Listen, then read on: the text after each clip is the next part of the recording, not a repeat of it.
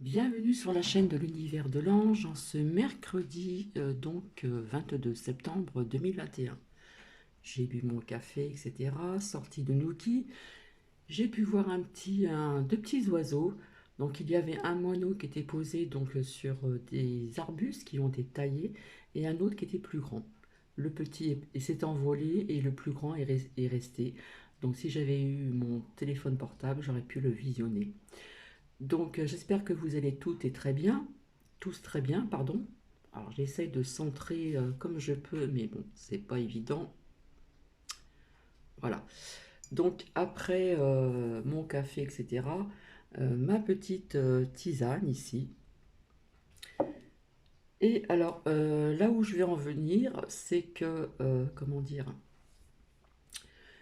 suite à ce que je vous ai montré en ce qui concerne les êtres Atlantides, voilà, je pense que c'est comme ça qu'on dit, bref, eh bien j'ai continué à écouter et j'ai trouvé ça vraiment très intéressant. C'est vrai que j'en ai entendu parler, mais je me suis jamais penchée sur cette question.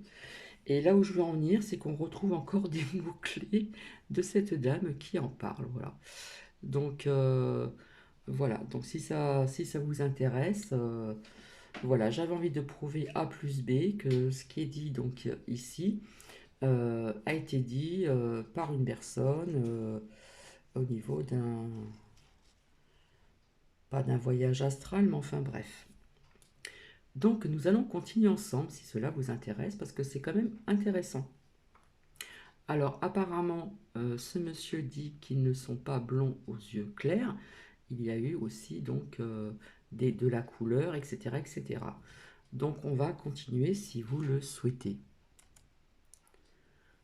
Alors, toc, Préservés, hop là. entre guillemets, notamment par les dernières. Alors là, je vous parlais de l'Atlantide il y a à peu près 869 000 ans. De cette Atlantide, oui, il reste certaines choses, mais il faudrait chercher dans le haut des montagnes. C'est là où on pourrait retrouver des vestiges, parce que quand une masse s'effondre, ça fait élever une autre. Donc, ce qui était avant l'effondrement au même niveau pratiquement que l'Atlantide devient aujourd'hui une montagne. Donc c'est peut-être dans les montagnes qu'il faudrait chercher, notamment dans les Himalayas ou dans les Alpes, ou dans d'autres montagnes peut-être. Dans certaines autres parties du monde, comme notamment le Pérou, certaines parties du Nicaragua, du Costa Rica, ou encore au Mexique, on trouve des traces.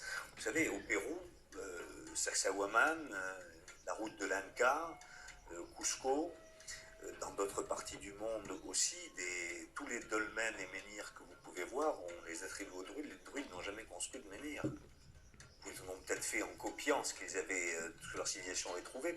Mais à l'époque, les Atlantes avaient mis c'était des cadrans solaires en quelque sorte. Et peut-être, moi je tenterai cette hypothèse, qui n'est qu'une hypothèse, sont peut-être comme des points d'acupuncture sur la Terre pour dévier ou stimuler certaines formes d'énergie. Il y a Désolé, dans c'est pas toute trop centré, hein. cette histoire des vestiges qui ressortent, mais qui ne sont pas des vestiges, ou rares sont les vestiges de la première Atlantide. Là, on est dans l'Atlantide de Poséidonis et un peu avant, avec les vestiges dont je vous ai parlé, qu'on retrouve dans certaines parties de l'Amérique du Sud. Pourquoi l'Amérique du Sud? Parce qu'elle était plus préservée, ou d'autres ailleurs. Et même la pyramide de type de Khéops, qui est une des plus vieux vestiges connus au monde, mais qui est un des derniers vestiges construits par les Atlantes. J'ai omis de vous dire une chose au sujet de ces anciennes civilisations, c'est qu'il y a une partie du monde qui abrite des vestiges encore plus anciens que cela, c'est la fameuse île de Pâques. Cette île de Pâques a des dizaines de statues qu'on appelle les Moai, qui sont des êtres gigantesques dont on découvre maintenant qu'ils n'avaient pas qu'une tête mais tout un corps. Bon, ça c'était un peu prévisible quand même, je pense.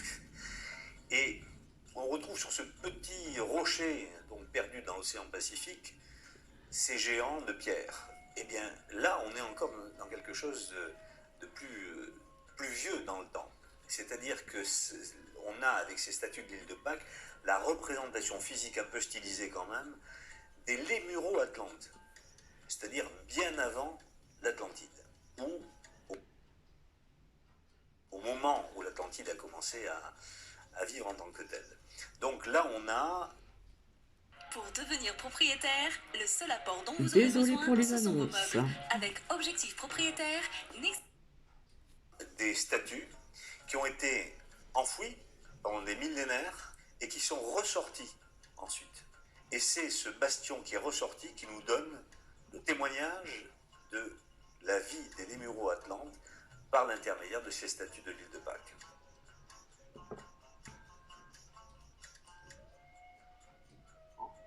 Tout ce panorama, en fait, cette histoire ancienne ne reste qu'une histoire qui nous a été donnée, et je pense qu'elle nous a été livrée, non pas pour que nous y trouvions un intérêt ludique ou une curiosité malsaine, mais pour nous faire comprendre quelque chose. Que faut-il comprendre de toute cette histoire? Alors, je me suis prêté bien volontiers à ce jeu de questions-réponses, de ce que je dis aussi dans ce livre, Le Choix Atlante, mais au fond, quelle est la finalité de tout ça?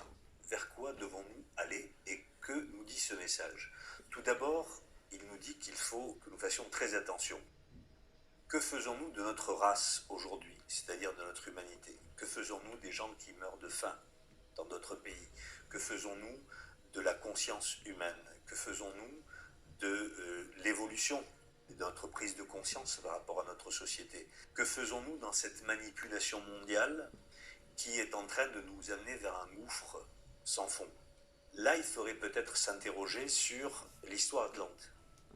Ça veut dire que eux ont fait des erreurs considérables et que aujourd'hui, nous nous retrouvons à peu près dans le même schéma historique que ceux qui les a engloutis. Et c'est le moment de faire un choix, d'où le titre de mon ouvrage. Faire un choix. Quel choix?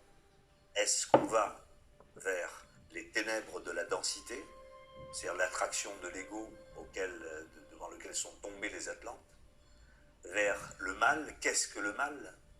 Est-ce que c'est simplement une idée tout à fait métaphysique, ou est-ce que c'est aussi, au fond, le mal, c'est l'égoïsme? Le mal, c'est que je ne reconnais pas l'autre comme étant mon frère. Essayez de trouver plus d'humanité. Et au plus on s'isole sur soi, au moins on va vers l'humanité. Au plus on s'isole sur soi, au plus on se coupe de toute l'action divine en nous. Au plus on essaie d'éviter l'autre, au plus on va vers notre propre bénéfice, au plus on va dans les ténèbres. Pourquoi? Alors c'est pas simplement, je vous le disais, une idée purement philosophique, comme ça, métaphysique, non. C'est un fait.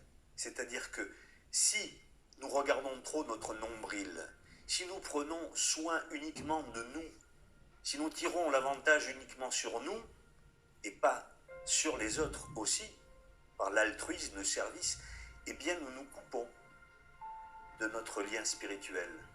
Parce qu'au final, il faudrait concevoir que, au-delà de l'apparence que nous avons, nous sommes tous ou blonds ou bruns, ou petits ou grands, ou vieux ou jeunes, femmes ou hommes, peu importe.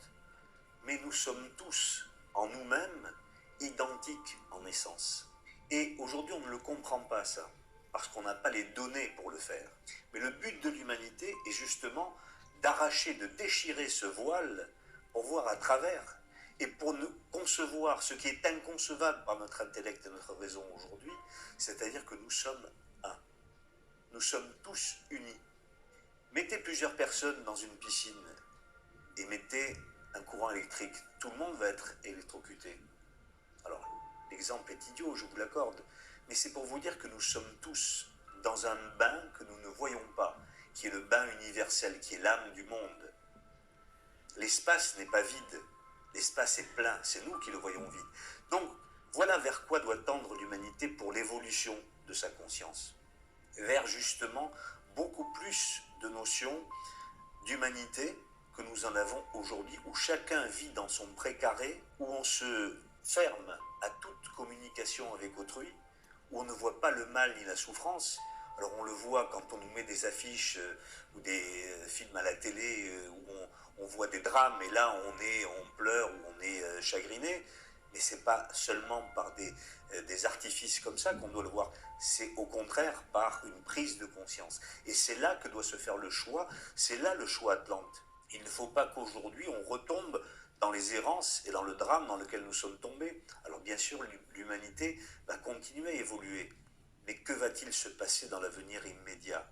C'est là où on peut s'interroger sur les difficultés que nous allons rencontrer. Et si aujourd'hui, les gens n'ont pas cette prise de conscience, de comprendre qu'il faut stopper cette civilisation dans les excès qu'elle peut avoir, qu'il faut stopper notre propre image de nous-mêmes et des autres, qu'il faut arriver à s'unir un peu plus avec notre environnement et avec les autres, et ne plus se considérer comme un égoïste qui va vivre uniquement pour lui et profiter de son intérêt personnel, alors là, on peut faire un pas en avant. Bien sûr, toute l'humanité ne suivra pas, et mon rôle n'est pas de dire ça à toute l'humanité.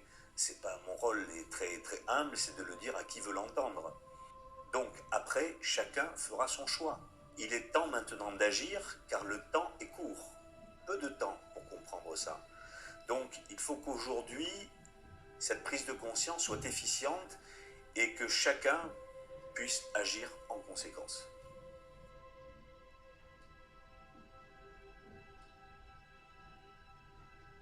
Je serais tenté de dire qu'il est toujours trop tard pour agir et jamais assez tard. Je ne suis pas prophète. J'avais dit toutefois avant 2012 qu'il ne se passerait rien en 2012.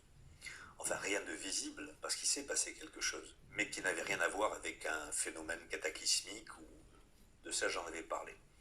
Néanmoins, il y a des cycles. Il y a des cycles de 36 ans, dont parle David Henrias à la demande des maîtres de sagesse. Il en a parlé, c'est un auteur qui en a parlé à début du XXe siècle. Et donc, David Henrias parle à l'initiative des maîtres de sagesse de ces 36 années.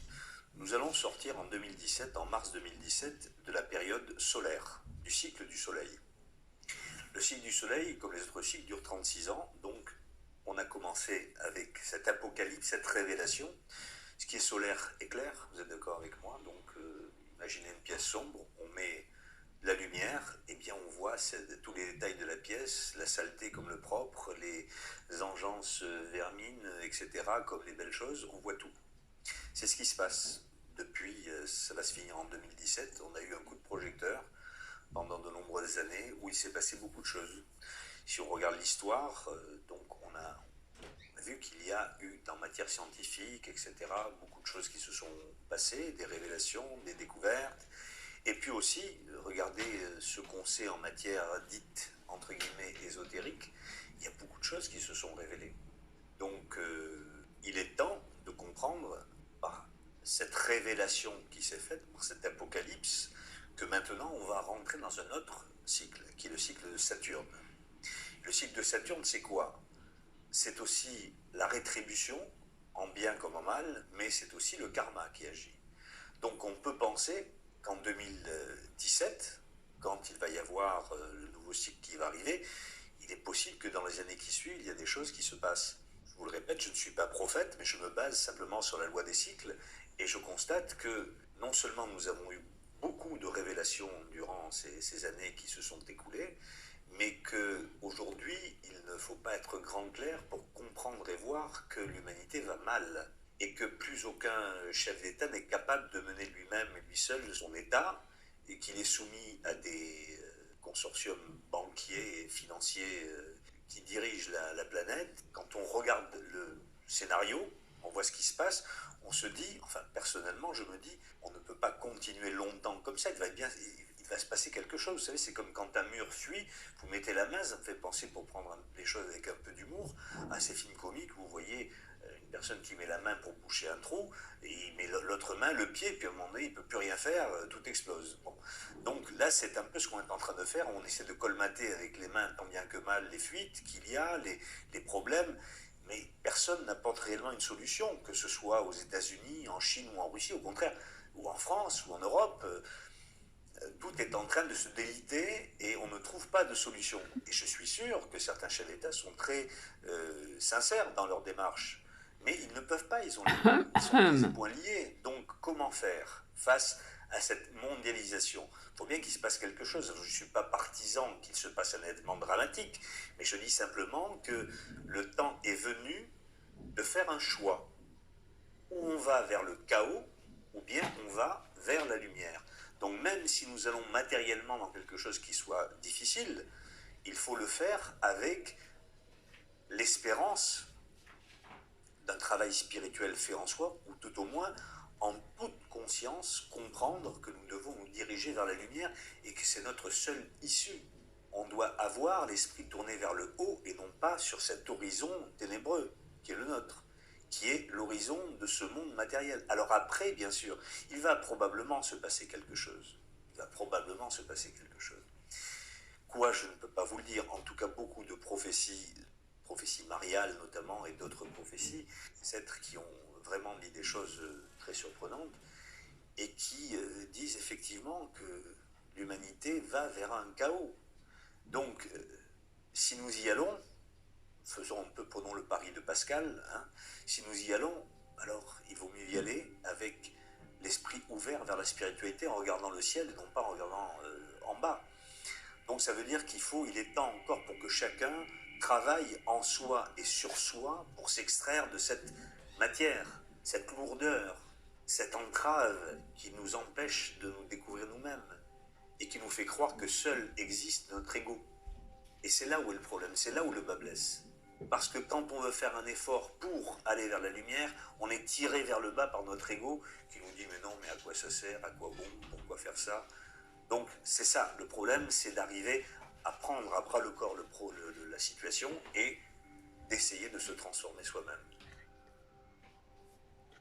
Alors par la suite, bien évidemment, que sera l'humanité? Eh bien, nous allons évoluer vers une humanité qui sera différente, bien entendu. Cette humanité sera l'humanité qui appelle la prochaine race humaine, c'est-à-dire la 6e race, mais ça c'est dans 1000 ans. Mais il faut savoir que les années qui vont passer vont être très difficiles, oui.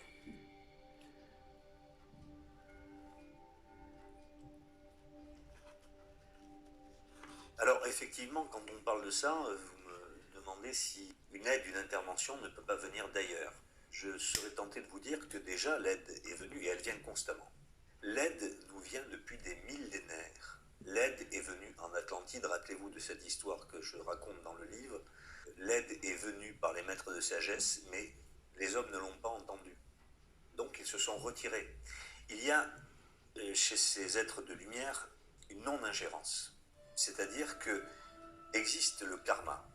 Le karma est une loi, on ne va pas rentrer dans les détails aujourd'hui, mais le karma est une loi qui existe, une loi de cause et d'effet qui existe dans tout l'univers. Donc le karma agit. Ces êtres, s'ils le voulaient, avec l'aide d'autres êtres, pourraient tout. Ils ne vont pas interférer au point de casser cette loi parce que ça les arrange ou ça arrange l'humanité. L'être humain doit comprendre par lui-même, par sa propre conscience. Donc, est-ce que vous ne croyez pas qu'ils ont fait, qu'ils font et qu'ils feront d'énormes efforts? Il ne faut pas oublier que ces êtres, tous ces maîtres de sagesse, se sont sacrifiés pour l'humanité. S'ils sont là sur Terre, c'est parce qu'ils ont décidé volontairement de rester ici, sur cette planète, pour nous aider. Sinon, ce serait le chaos.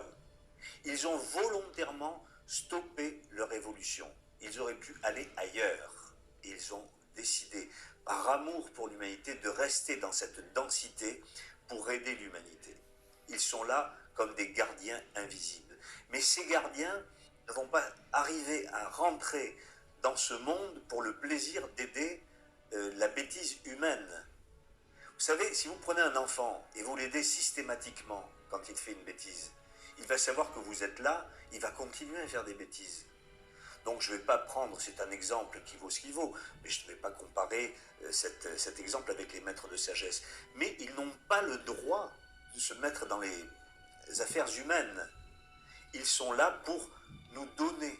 Et vous ne croyez pas qu'ils nous ont déjà donné énormément en apportant la doctrine hermétique, en aidant l'humanité, comme l'a fait le comte de Saint-Germain, en aidant Louis XV à comprendre qu'il allait y avoir le chaos. C'est pourquoi Louis XV a dit « après moi le déluge ». parce qu'ils savaient par le conte de Saint-Germain qu'il y allait y avoir la terreur juste après. Vous voyez, les maîtres de sagesse font ce qu'ils peuvent pour aider l'humanité. Ils ne peuvent pas aller au-delà puisqu'il y a le libre arbitre de l'être humain. Donc chacun est libre.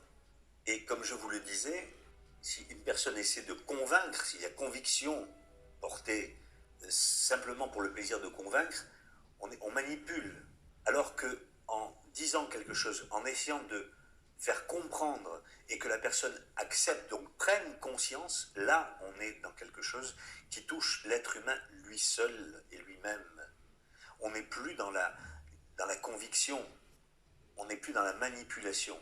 Donc c'est la prise de conscience. Voilà pourquoi les maîtres de sagesse s'arrêtent à un moment donné, parce qu'ils ne veulent pas rentrer, alors qu'ils le pourraient, stopper des situations, arrêter des exactions. Non, nous sommes des dieux, comme disait le Christ, vous êtes des dieux. Ça veut dire que nous avons tous en nous la possibilité de toucher les plus hauts sommets de l'évolution universelle. Je ne parle pas de l'évolution terrestre, je parle de l'évolution universelle. Nous avons tous cette possibilité en nous. Mais il faut que l'on acquiert cette connaissance par l'acceptation personnelle intérieure, donc par la prise de conscience. Mon but n'est pas de convaincre. Pourquoi? Parce que je suis cette route, ce chemin tracé par ces maîtres de sagesse, comme n'importe qui peut le suivre. Parce que nous ne sommes pas là pour convaincre. Nous sommes là pour aider les gens à prendre des informations, les accepter et ensuite, avec cette acceptation, prendre conscience. Et ce n'est que par la prise de conscience que l'on peut évoluer, pas autrement.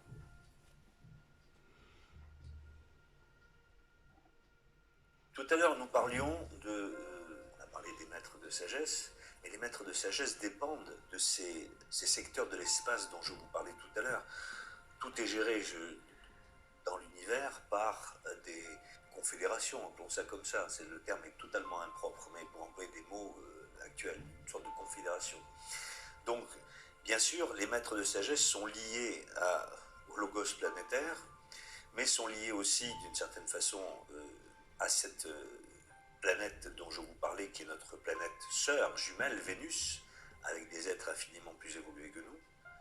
Mais eux-mêmes sont liés, et nous-mêmes aussi, à d'autres secteurs de l'espace, comme la Grande Ourse, les Pléiades, Orion, Sirius. Voilà des noms qui sont des noms qui nous sont rapportés par la tradition. Pourquoi? Parce que là vivent de grandes intelligences, des intelligences qui sont des gouverneurs de ces secteurs, et bien entendu, ils surveillent ce que nous faisons.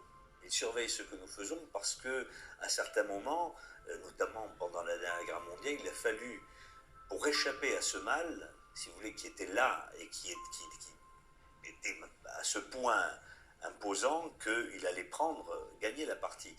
C'est grâce à des influences et des interventions extérieures, alors là ça va peut-être faire sourire, je ne sais pas, mais il faut le dire aussi pourquoi, via la planète Uranus, que certaines choses ont pu être stoppées. Donc ça veut dire qu'il y a une sorte de confédération, oui, qui agit, toujours dans le respect des lois, toujours dans le respect du karma, toujours dans le respect du libre arbitre de l'être humain, donc qui agissent à un moment donné quand les choses vont trop loin. Mais, vous savez, un cataclysme, pour nous, c'est quelque chose d'abominable. Mais pour l'être intérieur, pour l'âme, les cataclysmes, on en subit à chaque fois qu'on meurt. On a peur de la fin du monde. C'est vrai pour les catastrophes que ça peut représenter, mais qu'est-ce que la fin du monde? Puisque chacun vit sa fin du monde à un moment donné. Un jour ou l'autre, nous vivrons notre fin du monde. Et nous l'avons vécu, pour ceux qui adhèrent à la loi de la réincarnation, nous avons vécu des fins du monde, de multiples fins du monde. Donc, il faut relativiser les choses, et ça n'est pas parce qu'il y aura une conflagration terrible qui pourrait éventuellement se passer que c'en est fini de l'humanité. L'humanité repartira. Regardez, la nature est faite de telle façon que quand il y a même à Tchernobyl des choses abominables qui se sont passées, eh bien, ça repart. Tant bien que mal, mais la nature repart toujours. Donc, la nature repartira. Et toujours avec l'aide des maîtres de sagesse, toujours avec ce lien qui est fait. Vous savez, on me dit, vous avez dans la mythologie égyptienne, vous avez la déesse Isis tenant dans ses bras le petit Taurus Harpocrate, où elle l'allait. Si on pense et on considère que Isis, c'est le nom donné par les Grecs et les Romains à cette déesse qui s'appelait Asset. Donc Asset étant Sirius, nourri par son énergie la Terre via Vénus et le Soleil. Horus étant le Soleil, donc son enfant. Vous voyez, les mythologies ont toujours plusieurs degrés de symbolisme. Il y a 7 degrés dans un symbole, quel qu'il soit, dans une histoire. Il y a toujours différents degrés d'interprétation. C'est ça la beauté aussi de l'enseignement hermétique, c'est qu'il nous offre des perspectives et des compréhensions à tous les niveaux sur lesquels on se place.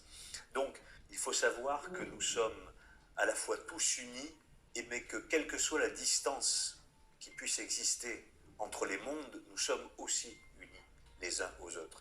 Nous sommes liés à ces portions d'espace comme la Grande Ourse, où il y a les 7 régents, mais nous n'allons pas rentrer aujourd'hui dans cette explication, qui transmettent cette énergie pour tous les êtres humains et donc qui nous aident d'une certaine façon, même dans ces distances considérables à nos yeux, qui nous aident à évoluer.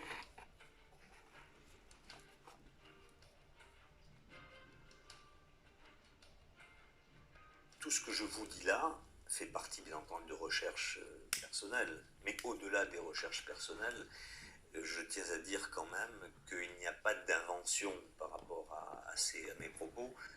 Je me réfère à l'enseignement hermétique. Donc par moi-même n'étant rien, je ne suis qu'un intermédiaire, qu'un transmetteur et un humblement. La doctrine hermétique, l'enseignement hermétique n'a pas été inventé. Le fil conducteur peut se situer au fil du temps à travers les différentes civilisations et notamment en partant de l'Atlantide. Alors, elle est bien sûr hermétique, donc appelée ainsi parce que c'est la doctrine d'Hermès, donc de Thoth, qui est le même dieu sous une image différente dans la tradition égyptienne, etc., etc. Et donc cette transmission hermétique s'est faite à travers les siècles et des millénaires, et on ne peut rien ni lui ajouter ni lui enlever, dans la mesure où toute tradition authentique comme elle l'est, il n'y a qu'une seule tradition. Comment pourrait-on considérer qu'il y ait plusieurs traditions hermétiques? Non, il y a plusieurs couleurs, comme il y a plusieurs êtres humains avec des vêtements différents. Il n'empêche que l'être humain est le même partout. Donc pour la doctrine hermétique, c'est pareil, si vous voulez, il y a cet enseignement qui est, et qui, selon les civilisations, selon les époques, prend une coloration différente. Exemple, vous avez certaines choses qui sont données dans l'enseignement chez les druides, pour prendre une tradition occidentale, il y en a d'autres, et vous avez cette même tradition, mais avec des noms, des formulations différentes en Inde, avec d'autres traditions. Donc, en conséquence, cette doctrine hermétique a été cachée, si vous voulez, pendant des millénaires, et on peut parler, si vous voulez, d'une période particulière, qui est le début du 1er siècle après Jésus-Christ. Que s'est-il passé à ce moment-là? Cet enseignement hermétique, comme je le décris dans mon livre Le Choix Atlante, était donné chez les Atlantes et puis a poursuivi son cheminement. Et puis elle a été un peu estompée, comment dirais-je, par la force des choses, on l'a cachée. Et au 1er siècle de notre ère, c'est un adepte, un maître de sagesse qui s'appelait Ammonios Saccas, qui a eu pour mission de redonner, parce qu'il faut dire qu'à cette époque-là, il y avait un vivier assez particulier dans le bassin méditerranéen.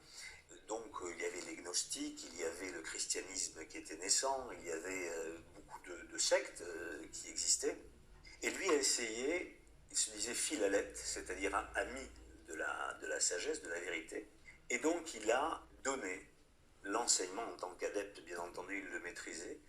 Il a créé une école qui a donné cet enseignement à tous. Et il y a bien sûr des élèves de renom qui l'ont suivi, comme Plotin et Porphyre plus tard. Et Porphyre qui a eu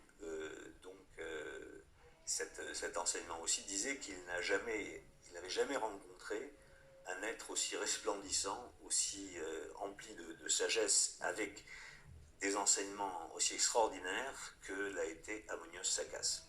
Donc la théosophie est née à ce moment-là. On ne va pas dérouler toute l'histoire. On arrive, si vous voulez, à la fin du 19e siècle, avec un personnage très controversé, mais mal compris. Très controversé parce que mal compris, qui était Helena Blavatsky.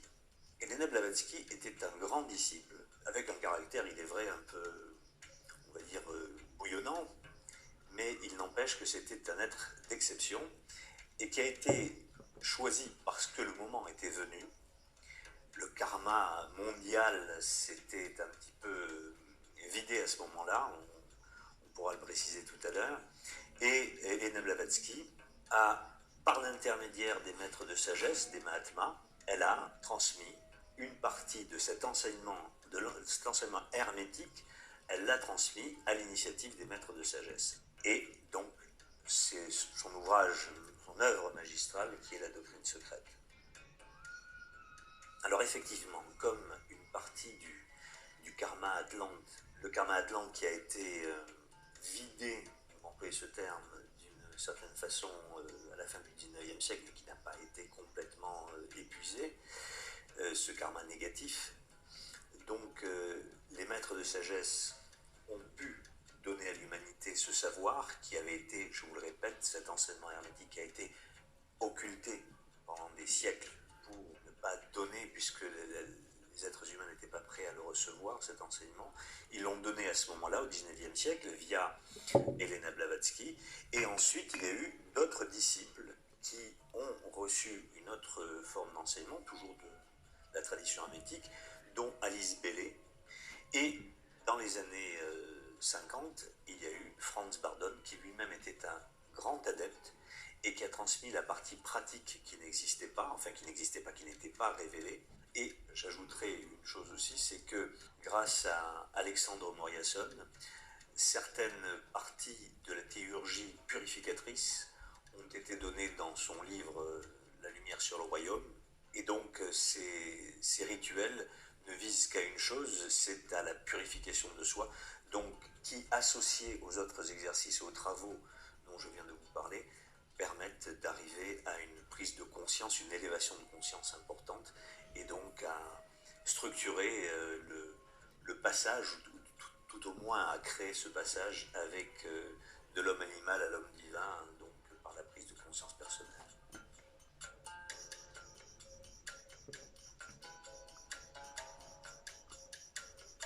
Aujourd'hui, depuis les années 70, on parle des pouvoirs psychiques de l'être humain, on parle de pouvoirs de la pensée, on parle des pouvoirs de télékinésie, on parle des pouvoirs de sortie du corps, des possibilités d'agir à distance, de pouvoir de l'aura, et pouvoir, et pouvoir, et pouvoir. Donc, pouvoir, c'est l'ego, le pouvoir de l'ego qui se manifeste comme ça. Il n'y a pas de pouvoir dans la spiritualité. On associe la spiritualité au pouvoir de l'être humain. La doctrine hermétique dit tout à fait le contraire. Ces pouvoirs sont extrêmement dangereux. Je prends des exemples que nous pouvons connaître. Dans les années 70, c'était Uri Geller qui prenait des fourchettes et des couteaux, il les tordait, etc. C'est vrai, il avait ces capacités-là, il les a, je suppose encore aujourd'hui, je n'en sais rien. Vous avez des fakirs en Inde qui vous font des démonstrations extraordinaires, ils ont des pouvoirs extraordinaires. Est-ce que le pouvoir peut être rattaché à l'évolution d'un être humain? Là, on est sur le plan psychique. Le plan psychique est horizontal, c'est-à-dire qu'il est propre à l'ego personnel, donc à la personnalité, ce qui n'a rien à voir avec l'évolution spirituelle. Vous remarquerez que beaucoup de personnes qui ont ces pouvoirs, ce sont des pouvoirs qui même les gênent parfois. C'est un peu à leur insu. Vous avez beaucoup de médiums qui naissent médiums.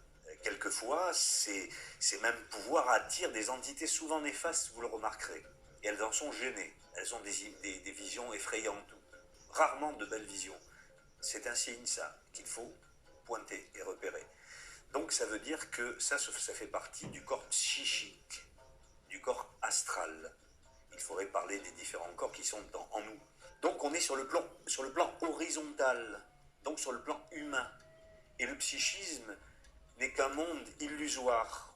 On n'est pas dans le monde vertical, qui est le monde de l'aspiration spirituelle. Donc on est tout à fait dans deux plans différents. Alors c'est pour ça que dans la sagesse hermétique, on dit qu'il faut fuir, et comme la peste, quelque pouvoir que ce soit.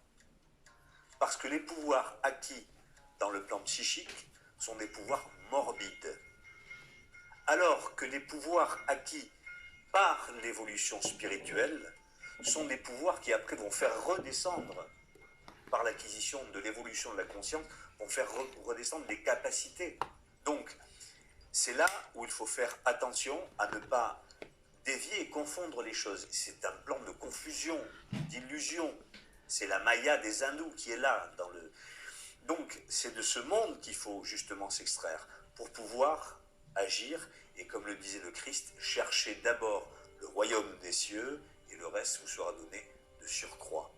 Donc, on est bien là dans cette explication.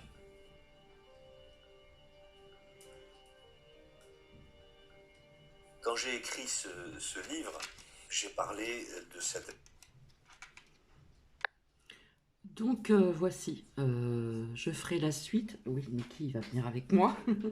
Je ferai donc cette suite prochainement, parce que c'est vrai que c'est très intéressant, mais c'est intéressant dans le sens aussi où je vais encore en revenir, c'est qu'il y a des mots-clés, il y a des phrases, il y a des choses qui ont été dites,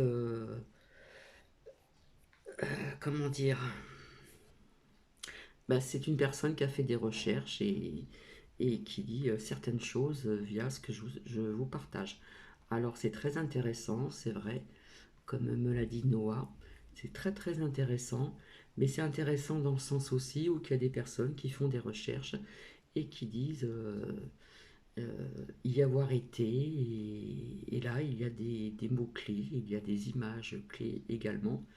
Donc voilà. Ben, écoutez, je vais vous laisser. Je vais revenir rapidement tout à l'heure, ça va être très court, en ce qui concerne de choses bien concrètes. Donc je vous dis à tout à l'heure, bisous bisous.